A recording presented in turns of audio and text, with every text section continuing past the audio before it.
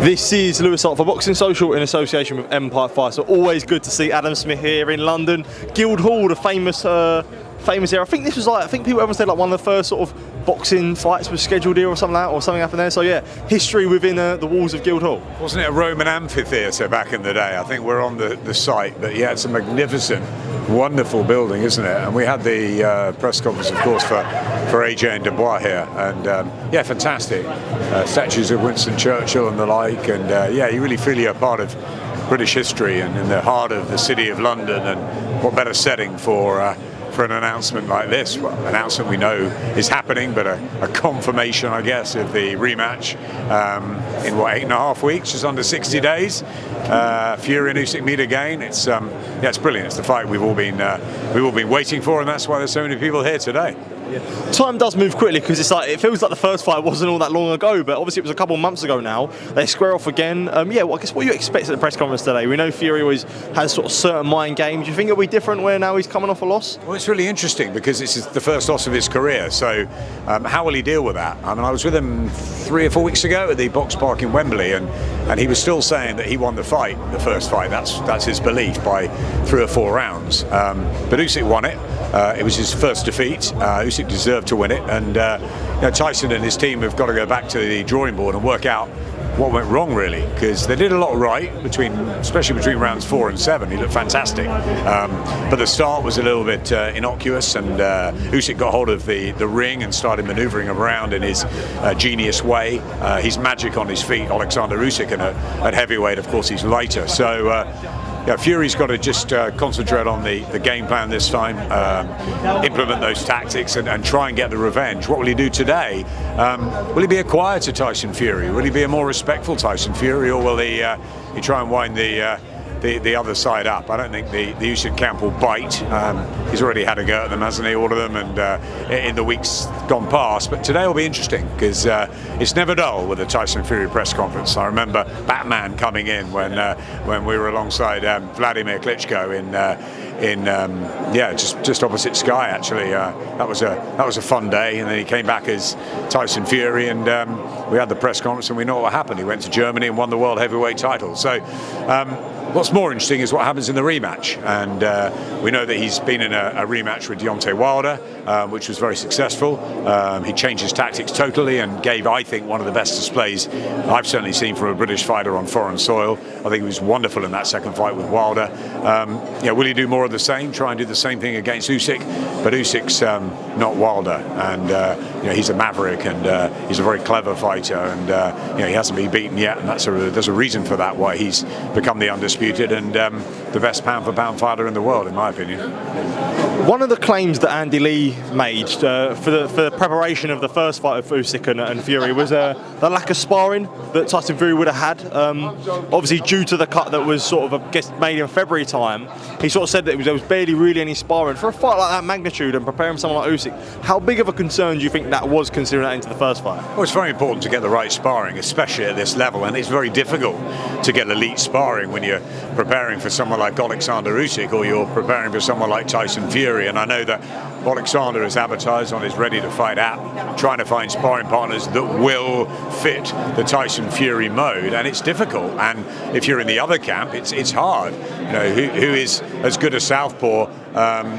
There's many decent southpaws around, you know, the likes of Jaya Pattaya and others, but to get someone exactly like Usyk, very difficult. But yes, of course, a key part to preparation, and you know, maybe it wasn't quite right. So the situation will be interesting to see whether he can get the right sparring partners, and also now he's got the time, and if there's no problems with the cut, which there was before, let's hope that he's in a much better position.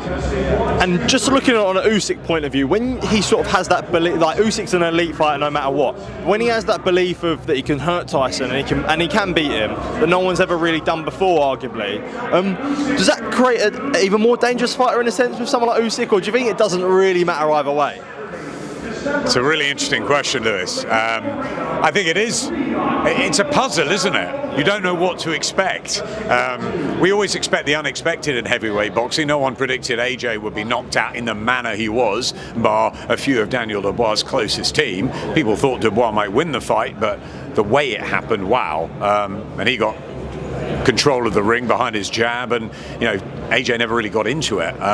So you don't know, and you don't know how Usyk's preparing, because of course he won that first fight. So is he going to go to another level? What's he expecting Tyson Fury to come up with him? I would have thought that they will change the tactics, and I think Fury will be much more aggressive because he's got that height, that weight, that reach. But you've got to remember that the brilliance of Usyk and the wizardry could play against him, because that tactic could backfire if Usyk's light and on his feet, and Fury puts loads of energy into the first half of the fight, and if he doesn't get rid of Usyk, it could be really difficult down the stretch. I've also noticed as well that Usyk landed a lot of body shots last time, and maybe that's why Fury started to tire down the back end, that 9th round. So he dug it out in the last, in 11th and 12th, Tyson Fury. But it's a fight where a lot of things can happen, Lewis. It's a very difficult rematch to predict, this one. Usyk will be a favourite going into it because he won that first one.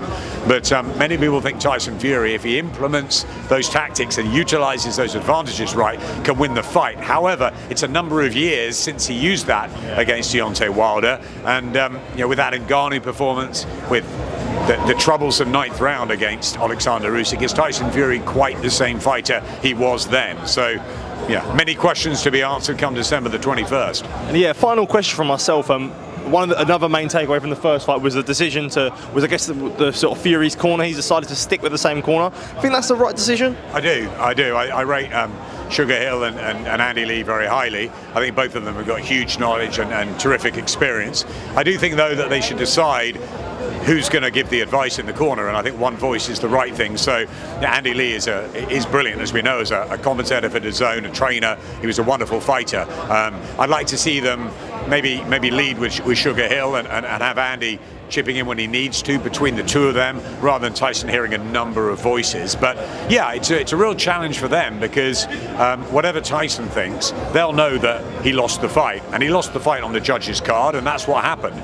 So they have to get a better Tyson Fury performance this time. So really interesting, because there is so much experience. I was there in Lennox Lewis camps when Sugar Hill was around, Emmanuel Stewart and Vladimir Klitschko fights as well. So he's steeped in it, and I know Andy was part of that system as well, the Kronk system. And remember what they said before the Wilder second fight: he will go in there and he will destroy Deontay Wilder, and that's what happened.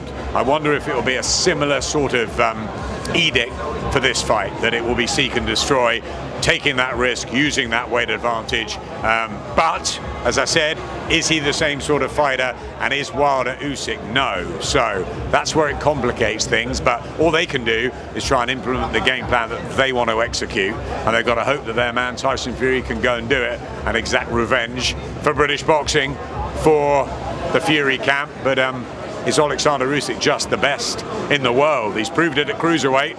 He's beaten AJ twice, Dubois and Fury at heavyweight. He's got nothing left to prove, but he's still got to go ahead with the fight and conquer him again. So it's all again on the line on December the 21st. And will it be a repeat? Possibly. Or will it be revenge for Fury? Adam, always a pleasure. Lovely way to sign out. Appreciate you always taking time to speak to me, mate. And look forward to this press conference and 21st December. Top man. Thank you, mate. Cheers, Cheers. Thank you, mate.